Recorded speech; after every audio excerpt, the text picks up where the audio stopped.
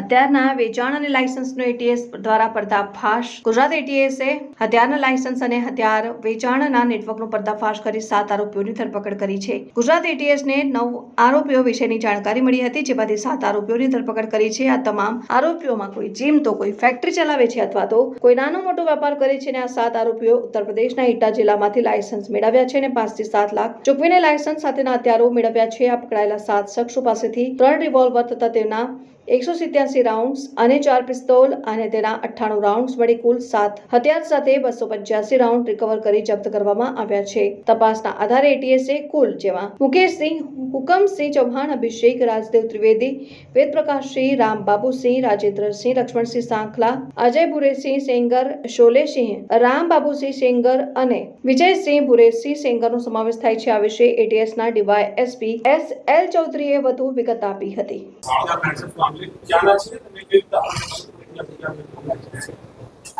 ગુજરાત રાજ્યના વરિષ્ઠ પોલીસ અધિકારી અને એટીએસના વરિષ્ઠ પોલીસ અધિકારીઓ દ્વારા સૂચના આપવામાં આવી છે કે ઓર્ગેનાઇઝ ક્રાઇમ ઉપર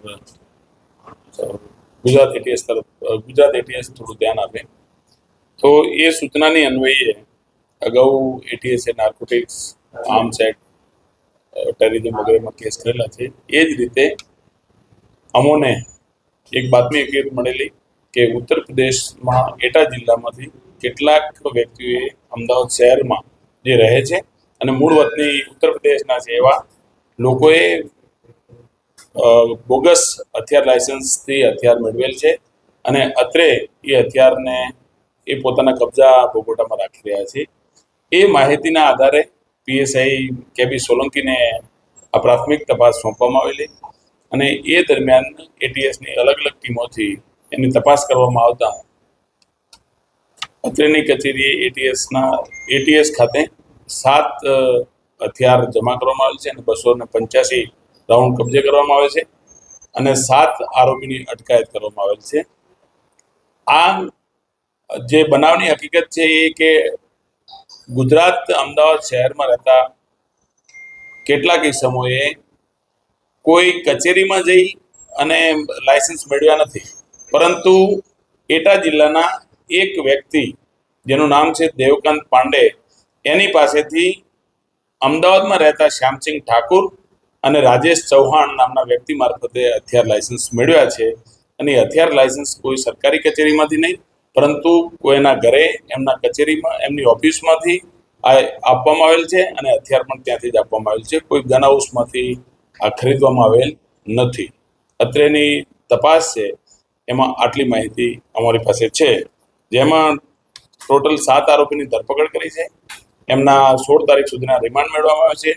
એ ઉપરાંત બીજા 2 શ્યામસિંહ ઠાકુર અને હેમંતસિંહ નામના ઈસમની પણ ધરપકડ કરવામાં આવી છે. જે દેવકાંત પાંડે છે એ અમુક રકમ મેળવી અને લાયસન્સ એ બનાવી અને એમની કચેરી અથવા તો અન્ય કોઈ જગ્યાએ હોટલમાં વગેરેમાં એ લાયસન્સ અને હથિયાર બંને આપતા. એ હજી તપાસ પોલીસ કરી રહી છે, પણ જે હાલ પ્રાથમિક 7 આરોપી છે એ 7 આરોપીઓએ પાસેથી હથિયાર અને રાઉન્ડ મળી આવેલ છે.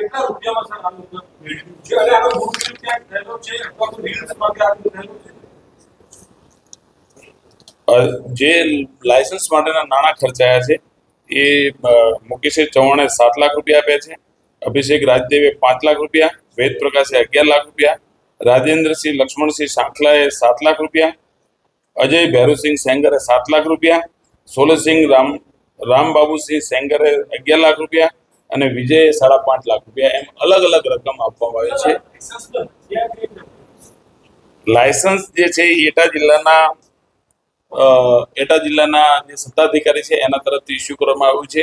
એ પ્રાથમિક વિગતો મળી આવેલ છે, પરંતુ આ લાયસન્સ જ્યારે પણ એ રૂબરૂ લેવા માટે ગયા છે ત્યારે કોઈ સરકારી કચેરીમાં નથી ગયા, પરંતુ આ દેવકાંત પાંડે જ્યાં એમને મળવા માટે કહે છે, જે સૂચના આપે છે એમની કચેરી, એમના ઘર અથવા તો અન્ય કોઈ જગ્યા ઉપર, ત્યાં લાયસન્સ, હથિયાર અને રાઉન્ડ ત્યાં જ આપતા. વસ્તુ નકલી છે કે સાબિત થાય છે કે આપણે કીધું કે સરકાર પ્રાથમિક તપાસમાં જે આવ્યું છે એ પ્રમાણે એમણે કહ્યું છે કે અમે કોઈ ડોક્યુમેન્ટ સબમિટ કરી કે અથવા તો એના ડોમિસાઇલના કે એના કોઈ પુરાવા આપી અને અમે મેળવ્યું નથી, પરંતુ અમે પૈસા આપ્યા અને અમને લાયસન્સ મળ્યું. પ્રોફાઇલ શું છે સાહેબ? આજે આરોપીઓ છે એમાં કેટલા લાખ વાપર્યા છે, તો એનો પ્રોફાઇલ શું છે? માલિક છે, વ્યક્તિ માલિક છે? દરેકના અલગ અલગ બિઝનેસ છે. કોઈ જમીનનું કામ કરે છે, કોઈ જીમ લોન્જના માલિક છે, વિજય સેંગર વગેરે, એમાં અલગ અલગ બિઝનેસમેન છે.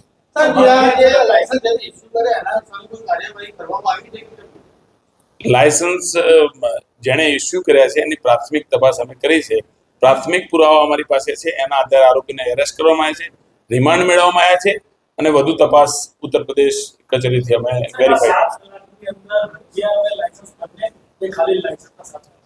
લાયસન્સ અને હથિયાર બંને એ રીતે અલગ અલગ રીતે. શ્યામસિંહ અને જે રાજેશ ચૌહાણ છે એ લોકોને કેટલું મળતું લાગ્યું? એ હજી શ્યામસિંહને ડિટેન કર્યા છે, આજે એરેસ્ટિંગ એમનું છે અને એ એરેસ્ટ દરમિયાન એમણે કહ્યું છે કે મેં એમને ઓળખાણ કરાવી અને એમને પૈસા ચૂકવવા માટે.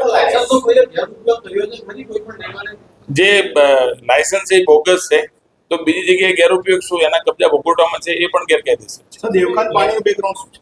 દેવકાંત પાંડે ત્યાં કંઈ પ્રેક્ટિસ કરે છે, એ કોઈ કોર્ટમાં કે વકીલ તરીકે, એ વેરીફાઈ નથી થયું કે એ શું બિઝનેસ કરે છે, પણ એની બીજી માહિતી અમારી પાસે છે વધારે. હા, ઓલ ઇન્ડિયા એક્સેસ લાયસન્સ છે અને વધુ તપાસ એની કરી રહ્યા છે કે કેટલો કરવાનો છે. નોર્થમાં કેટલા અત્યાર સુધી કેટલા નોર્થમાં મણિપુર અગાઉવાળા જે કેસ છે એની અંદર ટોટલ 65 થી વધુ આરોપીને એરેસ્ટ કરવામાં આવ્યા છે અને હજી 40 થી વધારે વોન્ટેડ આરોપી છે. આજે 7 છે સાહેબ, એમાં કોઈ